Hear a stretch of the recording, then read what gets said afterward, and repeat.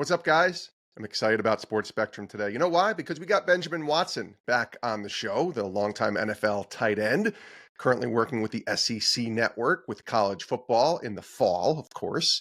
And we are in the off season here, which means Ben is freed up to do some things like go on a trip to Kenya with Water Mission. And that's what we want to talk about with Ben today and why it's important to get out of our comfort zones, go overseas, and see what culture is like in a different land, particularly in Africa, which is where Ben and his dad recently went as part of a trip with Water Mission. Now, you know about Water Mission. They do amazing work, clean water, safe sanitation, hygiene solutions all over the country and the world. And they're a Christian nonprofit, which makes them even more awesome because their mission is not just to bring clean water, it's really to bring the gospel to as many people as possible. And Scott Linebrink is an ambassador with Water Mission and a longtime Major League Baseball pitcher. Scott's also going to join us today. He's going to serve as a sort of co-host.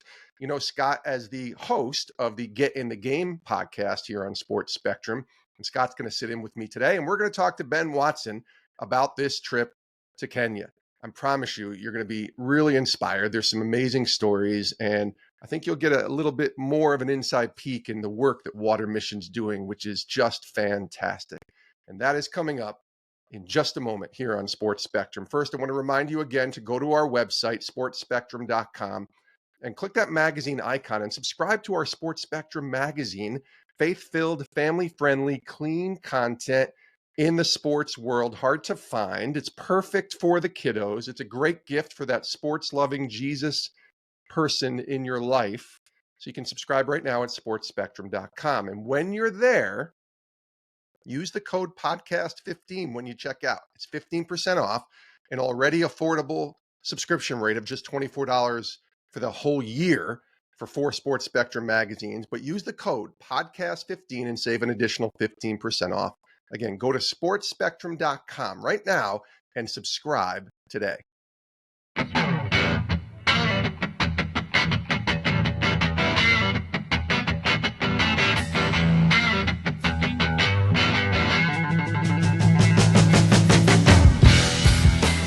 Well, it's great to have friends on the show today on Sports Spectrum, and it's good to see Scott Linebrink, who's going to be co-hosting with me. He's the host of the Get in the Game podcast here on Sports Spectrum and an ambassador for Water Mission. What's up, Scott Linebrink? How are you, buddy? I'm doing well. How are you, Jason? I'm great, and it's good to introduce and bring back to the show our friend, longtime NFL tight end, Benjamin Watson. Hey, Ben, how are you, man? I'm doing well, my friend. Good to hear your voice and see your face. Always good to see you as well. And this is going to be a little bit different conversation. Usually we're talking about some heavy, deep topics or some fun football conversations, and we might get to some of those here. But today I really want to talk about this trip that you took recently to Kenya as part of Water Mission, and they're great partners with us. Water Mission, obviously, Scott is with them. And really just want to start with not what took place at the trip, and we'll get to that in a second, but really the why behind you wanting to take a trip like this to Kenya. That's an investment. You have 7 kids and you're a busy man and you decide to go to Kenya as part of Water Mission. So take us a little behind the scenes on how the trip facilitated and why this was an important yes for you. Oh man, where do I start? Well, I think you brought up a great point about Water Mission being a partner with PAO, and so being a part of Pro Athlete Outreach, and knowing about Water Mission for several years now, actually supporting Water Mission throughout the years. My wife Kirsten and I have been invested in many different ways over the last decade or so, and seeing their work from afar, it was an opportunity to see it up close and personal. And a lot of times, at PAO, with Water Mission being our partner, we want to speak about this organization from firsthand experience. It's one thing to read the slides and see the videos. It's another thing to say, look, I've actually been on the ground. I see what's the work that's being done. I see the impact that it's having. And so it was an opportunity to allow me to do that, to number one, see where our prayer and our resources are going as a family, but also as we think about inviting other partners in the pro athlete community to be a part of this organization and support this organization. It allowed me to see firsthand what they were doing. And then also, I went to Africa last year with an organization. It was my first real time on the continent. And I said, if I get a chance to go back to the continent, I'm going. And this presented an opportunity to kind of kill two birds with one stone, to be on the continent of Africa, a beautiful place that I haven't had a chance to visit very often, a different part than I went to before, but also to see this mission that Water Mission is really carrying out in and providing physical resources to people, but also encouraging them in their faith and to see people face to face. So it was. We'll talk about it. There was a bunch of reasons. I can add some more, but we'll talk about it throughout the conversation.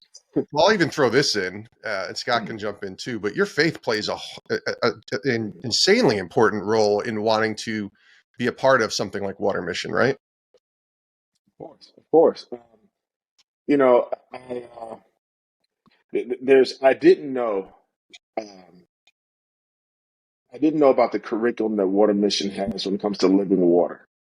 I knew part of the reason why we're involved in Water Mission is because, look, water is very important. Water is vital to human life. You can't live very long without it. The physical aspect of it is really ingrained when you think about waterborne illnesses and those sorts of things. But the fact that they use that the way Jesus did, meeting people's real needs, meeting their most urgent need, but then also providing the spiritual sustenance that's going to carry them into eternal life. That's kind of the model that I saw shown by Water Mission. They have a project called Living Water, where they actually train pastors, faith leaders, and communities, get buy-in from those leaders in the communities, and take them through a curriculum, not telling them that what they're doing is wrong, but really equipping and partnering with pastors to strengthen them in communities, so that while this physical water is being provided, this living water is being provided to people in the community. And so you saw very tangibly just the intentionality, I would say, and the excellence with which they taught these courses, and also the excellence in the actual engineering side of it and the innovation when it came to providing the water, through, whether it's the pipes or the taking it from the source, drilling the boreholes, all those sorts of things. Scott, that must be music to your ears when you hear all that. It is. Well, like Benjamin, I had an experience. My wife and I went with Water Mission. It's been 10 years ago now, and I think we talked about that on the last podcast with Adam Wainwright, and that was such a special trip because what Benjamin says resonates with me, because seeing it firsthand and seeing the people that it impacts, it just impacts the heart at a little bit different level. And we had given, like Benjamin and Kirsten, financially, but coming back from that trip, it was like God was doing a work in my heart, and I felt this deeper longing, this sense of, I want to be a greater part of this. And so when I look at a guy like Benjamin and his wife Kirsten, I think of the consummate partner that we have. Somebody we often talk about at the PAO conferences. How do you get involved? You can give, you can go, you can pray with us, you can tell others. Benjamin's doing all of that. And so I so appreciate the fact that now he has this experience to build off of and to tell others what an incredible need it is. All right. So we have to hear about the trip. Benjamin, tell us about it. I know your dad went with you as well, right? Yeah. That was going to be my third, or maybe two B reason. The opportunity to go with my dad, because honestly, I don't think I would have went if it was just me. My wife and my daughter had just went to Nairobi a week before. So for their spring break trip, they went to Nairobi for about 11 days with a group from the school. They were supporting another organization that does work with people impacted by AIDS in the country. And so she comes back, and I knew there was going to be a week where we'd all be home, and then the Water Mission trip hit. So when I first heard about the Water Mission trip, the dates, I said, I don't know if I want to leave and go by myself.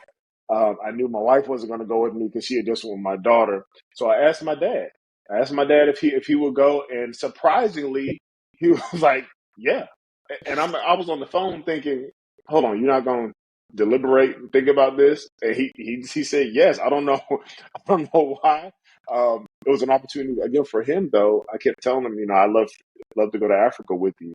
He'd never been to the continent, and so that was really special.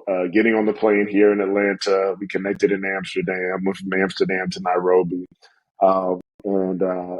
seeing his face getting on the plane, the conversations that we were able to have, just spending time with him as well as the Water Mission group and the group that we went with. We went with a group of people who were from around the country. We had a young 26-year-old tech guy, innovator from California. We had people that came from Augusta, Georgia, Florida. Just a really diverse group of supporters and partners, as well as our two leads were obviously from a Water Mission office here in the United States. But I think it just showed kind of the cross section of supporters that feel this work is important. Oftentimes, we kind of have an idea of what the supporter should look like, and we reach out to that person. We say that person would be interested in this faith-based initiative. But it just showed that, look, people have hearts no matter what occupation they're in. And so that was great to kind of be involved in that way. And then the actual trip, went to Nairobi, spent a night there. We went out to Makwini County, which is about 2.5 or so, 3 hours from Nairobi. We spent a few days there. And then we went to different villages. We were able to see kind of the progression of a water mission project. We went to a village where they didn't have clean water. People were walking several kilometers to a water source that was contaminated, but they would walk there. They would bring the water back. This village wanted Water Mission to come and help them establish clean water. And so they were very welcoming. We were able to see and kind of the process by which Water Mission goes through to assess their needs, but also to assess community buy-in. They drew this map of the little village so quickly and showed where the different prospective water points, access points could be. Then we also saw a village where Water Mission has been there for a year or two, and everything is going well. We saw how the community members actually kind of take control, and they're responsible for monitoring and for doing the maintenance work and for making sure things are going well. And so we got to see the cool thing about the trip in 7 days is total days. We were able to see the different stages from the need to the process of development, to a community where it was kind of in process and they just needed a little bit more to get over the hump, to one that was, operating with efficiency and excellence, and where people were able to get water right there in their community and not have to spend that time and energy toting water back and forth several kilometers.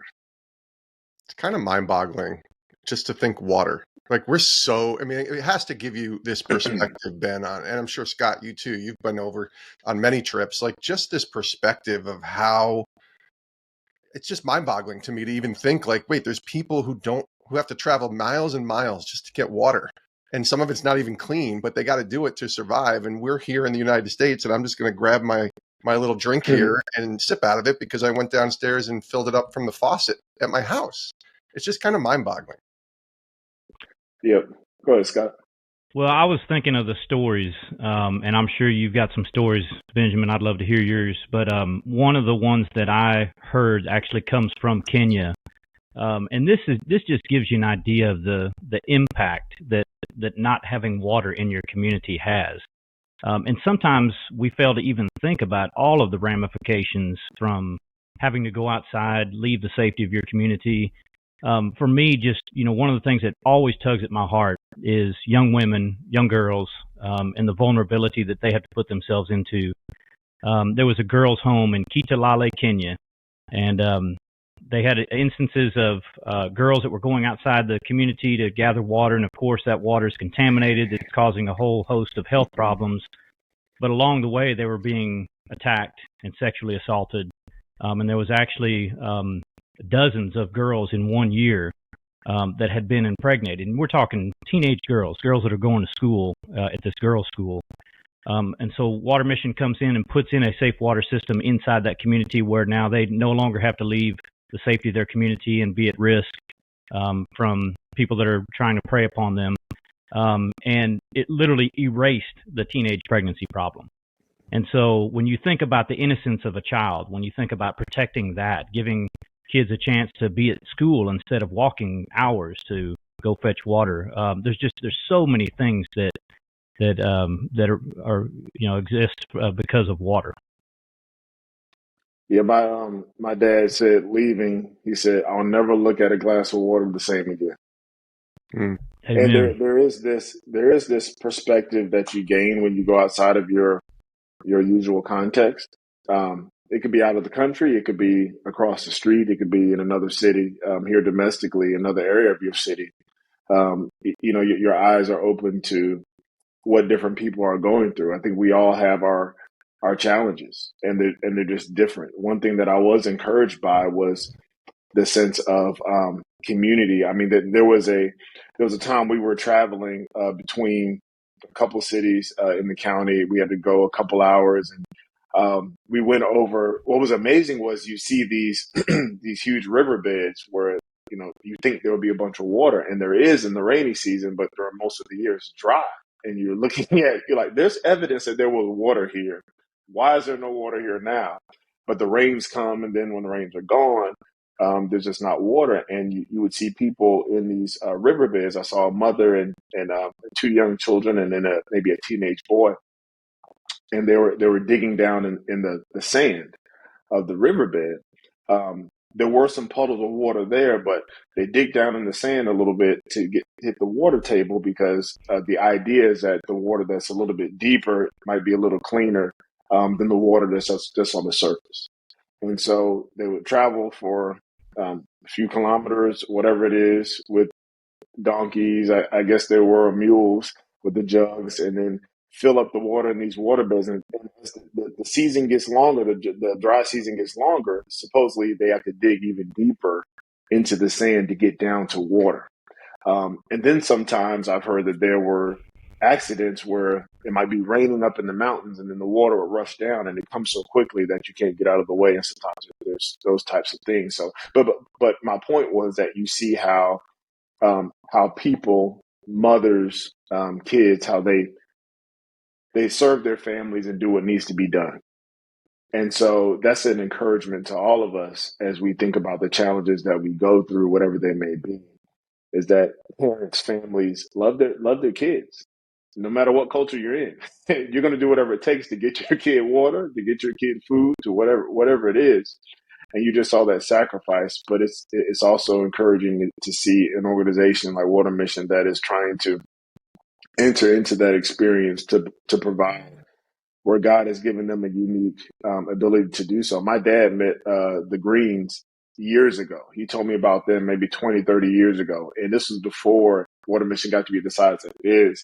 I remember my dad saying, I met this guy, and he tells a story. I met this guy. He had this idea of how to filter water, on site. And now it's grown into this tremendous ministry. And the other thing that I love that I'll say that we got to witness was a lot of times what you hear about organizations is that they are very paternalistic, that they come in from another country, in this case, the United States, tell people this is how you need to do it our way or the highway. And what I appreciated from what I saw was that the staff there in Kenya was made up of local people, people who knew their communities, who lived in their communities, who knew the people, who knew the customs, who knew how the legal system worked there, and how, yes, some of them were trained in some of these techniques. But I looked through the resume, so to speak, of all the people who worked in the office. They are water engineers. They all have master's degrees. Like these are people who went to school in Kenya. They're educated. They're excellent at what they do. And they're also authentically Kenyan. They're Kenyan by nationality. And so it's not like this foreign paternalistic missionary organization is coming in and saying, this is the American way, you got to do it this way. It's no, we're coming beside you, partnering with you. But you're taking the lead on this. And I think that's something important to note, because it doesn't always happen that way. And that's how you create sustainability. And that's also how you create trust, because even in speaking to some of the community members, there was a guy specifically that talked about, some apprehension they had with Water Mission. And I think that's because there have been other organizations that have come in and perhaps taken advantage of them and treated them poorly. So a credit to Water Mission. I was there for a week. Like I said, I don't know everything that goes on, but a credit to them just in my discernment and in hearing from people that they're helping, people that work there, that they're operating above reproach and really are empowering communities instead of owning them. We're here with Benjamin Watson and Scott Linebrink on Sports Spectrum.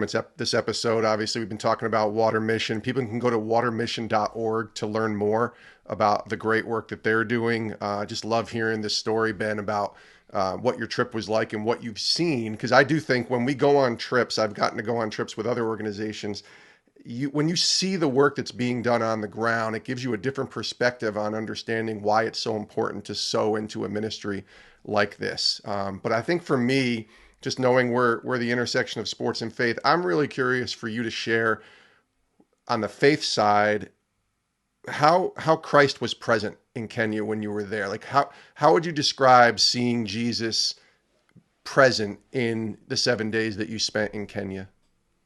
I tell you what, Jason, there is in my opportunities that I've had to go overseas with some faith-based organizations. There's nothing like hearing people praise Jesus, the same Jesus, in their own language. Sometimes, and even for them, if you grow up in Kenya or Ghana or or Germany, wherever it is, which is your homeland, you get used to hearing people speak in your language and talk about Jesus and Christianity in your language, and you have your customs, and that's how you envision Jesus because that's how you've been raised. And then when you get out of that, when you go to the United States or you go some other country outside of your country, if your home is not the United States, your eyes are open, so to speak, in a way that the Bible becomes the universality, if that's a word, of the gospel becomes very real and very tangible. And so you see people who know the same Jesus you do in their language, in their experiences.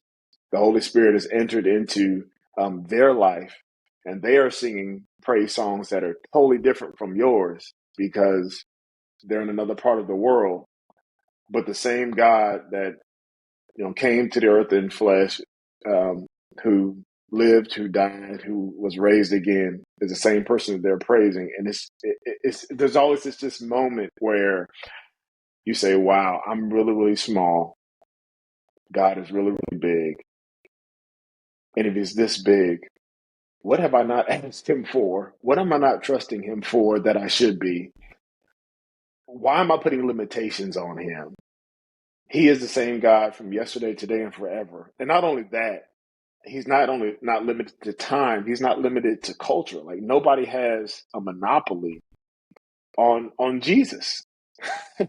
Yeah. Even here in America, where we feel like we monopolize everything. And so those were the experiences. We had a church service on one of the days. We did a lot of meeting with pastors as well. And so, like I said before, the living water aspect is geared towards pastors because, like around the world in a lot of communities, the faith leaders are very important in some of these villages. And then we went to this kind of open air revival type thing, and people usually come around 4 o'clock. We were there around 2, so the beginning people were kind of trickling in, and we did some dancing, did some singing. People were preaching open air.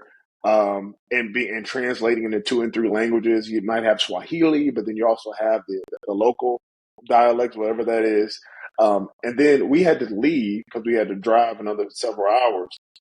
But we got video from some of the Water Mission staff that had stayed behind, some of the pastors, and they showed us this video of like literally the entire village was out there. Many people came to know the Lord. And they were just out there for hours as kind of an open air revival, much like you would see here with kind of a tent revival type of idea. But again, just the realization that, man, we are one body, many members, many different cultures. We're all going to be worshiping before the Lamb, as it talks about in Revelation. And within that, we all have abilities and strengths. And how do we serve one another? What a mission has found that their way to serve the body is by providing safe water. and also equipping and encouraging pastors to again impart that living water to their communities. I love that. Scotty, I'll let you Yeah. take the lead here. No, I can appreciate the experience that Benjamin had, and I can think of many experiences too of worshiping with people and people of different cultures, different races, different backgrounds, speaking different languages, and it is so cool to come together and worship the same God, as you're saying, Benjamin. I was also thinking about, what we're trying to accomplish here. I mean, what we're trying to accomplish is an impossible task. To eliminate the world's water crisis, you're talking about 30% of the world that doesn't have access to safe water. You're talking about a much larger percentage that don't know of Jesus, or maybe don't even have a Bible in their language. And so when we think about all the injustices that are taking place, and I remember thinking this on my first trip, how in the world, where would I even start? How can I make an impact? But when we think that God is behind this, that we are honoring God with our work, and that we're bringing justice to an unjust situation, and we're inviting Him in, that impossible task now becomes possible. And we've got a tagline at Water Mission that I love. It says, "Water builds." And that phrase so simply really sums up a lot for me, because water can build bridges across not just the physical impediments that people have against water, but the cultural aspect, the language barriers, and you see that happening in these projects. And I love that Benjamin got to spend time with our staff too, and with the African people. The African people, to me, are the most joyful people. And I still remember this one village of Liwaladzi, and the smile. The name of the village translated literally means "village of smiles." And I said, what better name for this village than that? Because you come in and you just feel so welcomed, and everybody's so joyful, and they're dancing and they're cheering and smiling, and it just makes you want to be a part of it. Yeah, I love that. That's so beautiful to share. Ben, if you're talking to an audience that might be listening and thinking, all right, I hear this, I can't go on a trip, but maybe they're still feeling a nudge or a tug to want to get involved with Water Mission, what would your encouragement be to those listening about just overall everything that you've experienced and why it's important to get involved here? Well, I always say, don't take my word for it, although that's important. Do some research for yourself. I think a lot of times we're moved emotionally, and I think that's important. There are a lot of important times where you hear a story and the Holy Spirit pricks your heart, and you say, I'm going to move on that. I would say, listen to that voice, listen to that urging. But I also say, this is about building a long-term relationship as well. And the way you do that is by understanding the purpose. Scott mentioned the global water crisis. So there's a huge purpose there. Also understanding the techniques and the strategies that Water Mission uses. Are they sustainable? Part of the reason why I went and is really just to see, the longevity here. It's one thing to do something one time. It's another thing to do something that's going to have a long tail that's going to impact not only the people that are living, but also the next generations. And so do some research. I would say there are many different ways to be involved. Everybody's not a tight end. Tight ends are the best athletes on the field, but somebody has to throw the football. Like, we need some important quarterbacks, and we need some guys to rush the passer, and we need some of those important DBs. And so everybody's not going to do the same thing. God's calling you into praying, into giving, into going, into being a voice, into spreading the word. My dad told me, he said, I came back trying to figure out how to get his church involved. He just told me this the other day. He said, I saw this guy that I work out with at the YMCA. And I thought to myself, I'm going to ask him if he heard about Water Mission before. And then he said he thought to himself, man, I don't know if he's ever been involved. I don't know if he'll actually get involved with this. And so he goes up to the guy and just tells him about his trip. The guy knew he was going to Kenya, asked about his trip. And the guy goes, yeah, I've been supporting Water Mission for like 10 years. But my dad was telling me that to say, not everything about this man would tell me that he would be involved with this ministry. But again, we all are different, and we all can be involved in different ways. As I mentioned, one of the guys coming on the trip was really involved in e-commerce, and he's found a way for Water Mission to be one of the organizations that he supports. And so I would say, pray, give, go, find ways to be involved. And I want to highlight just quickly a word you said, Scott. We talked about justice, and with PAO, we talk a lot about justice. A lot of our organizations are there to impact injustice. One of the things that I also felt when I was on the continent, when I was in Kenya, was what's the impact? Why does this inequity exist? And I don't have all the answers. I didn't discover that while I was on the trip. But I think that if you have a heart for justice, if you have a heart for discovering how historical injustice, especially on the continent of Africa, when you talk about colonization and all those sorts of things, that have gone on that continent over the last several centuries, how that impacts today. I think we have to lean into that and be aware of that, but also think about what's my role in that. Even though I can't solve everything, I can't solve colonization, I can't solve starvation, I can't solve uh, Africa's resources many times being stripped and stolen by other countries. I can't solve all those sorts of things, but this is a way that you can do something, and this is a way that you can impact a person, um, and also impact not only a person but a community, and see how when this vital need is taken care of, how does that solve a problem for the next generation as they try to come back from, perhaps some historical atrocities that have impacted the landscape of what we see on the continent today. I got a thought on that. I want to follow up because I love how Benjamin said that. And you can correct me on my theology if I'm off, but God did not intend for there to be inequality and injustice. I mean, he's actively working to right those wrongs, and as people of God, we need to be about justice. But I often look at the disparity of whatever you're talking about, whether it's wealth or resources around the world within our country.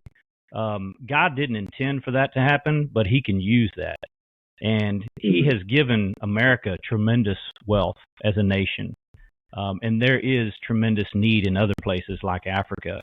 And He can use that disparity because He can take what is over here and He can make a transfer over here. And I think when we choose to live in that and allow God to use us to create that transfer of love, of resources, of money, of time, whatever it may be, to help someone else, I think that's an opportunity for others to see God's love. To see someone coming over to Africa, and I often get asked that question, why would you leave the United States to come over here? What's in it for you? And when I tell them I'm here because Jesus loves me, and I want you to know He loves you too, then that becomes the opportunity for us to tell them. But it's not just that we're telling them; it's that we're showing them with our feet. We have actually been there. We're actually investing, and it means more than just the word. It's the word and the deed together. Yeah, That's awesome. that's all. And the flip side of, I agree with you totally on that, Scott. And the flip side of that coin is you never know when you may be or we may be in a similar situation. That's right. Because throughout human history, things change, powers rise, kingdoms fall. People who were in a ruling class were several generations later, they were, the plebeians, or they were the oppressed. And so we understand that everything you said is exactly right. And part of that is also the impetus for us going and for us doing these sorts of things, not only domestically with people who are less fortunate or around the world, is there's no guarantee that me and my household won't be in a similar need in some point in the near future. Mm-hmm. That's a great way to, I think, close down this conversation. Benjamin Watson and Scott Linebrink. Again, the website is watermission.org. I love that you got to go on this trip, and certainly love what the great mission is for Water Mission and what they do. So appreciate you, Ben. Scotty, thanks for being here as well. And I love you both. And we'll talk to you guys soon. Thanks, I Jay. appreciate it. And many thanks to Benjamin Watson and Scott Linebrink for joining us here on Sports Spectrum. You can learn more About Water Mission, again, the website watermission.org. Go check it out, watermission.org, and you can be a part of the great work they are doing. Dawn, my wife, and I, we sow into this ministry because we believe in what they're about. And this is a chance for you to sow in as well, even if it's $5 a month. Every little dollar helps to bring in clean water, safe sanitation, hygiene solutions in these developing countries, these disaster areas, but also you're bringing the gospel as well to these people when they go over there and install these wells and bring this clean water to these areas. So go check out watermission.org and be a part of the great work they're doing. We also appreciate you tuning into this show and checking out our website, sportspectrum.com. Of course, all of our content's there, including information about Water Mission. So if you just want to go to one website, you can certainly go to watermission.org or check out sportspectrum.com, and you can find great content there and resources, including our devotionals. These podcasts are there, including Scott's podcast, Get in the Game, as well as the main Sports Spectrum podcast, and all sorts of articles and stories on the intersection of sports and faith. If you want to read more about Benjamin and his story and his testimony, man, we've talked to Benjamin quite a few times, and you can just search his name and listen to those conversations as well from the previous Sports Spectrum podcasts. We love you guys. We really do, and we appreciate you, and we thank you for tuning in. And we hope you'll join us next time right here on Sports Spectrum. Have a great rest of your day. Hey, thanks for watching Sports Spectrum here on YouTube. You can click our next video, or you can check out our website, sportspectrum.com.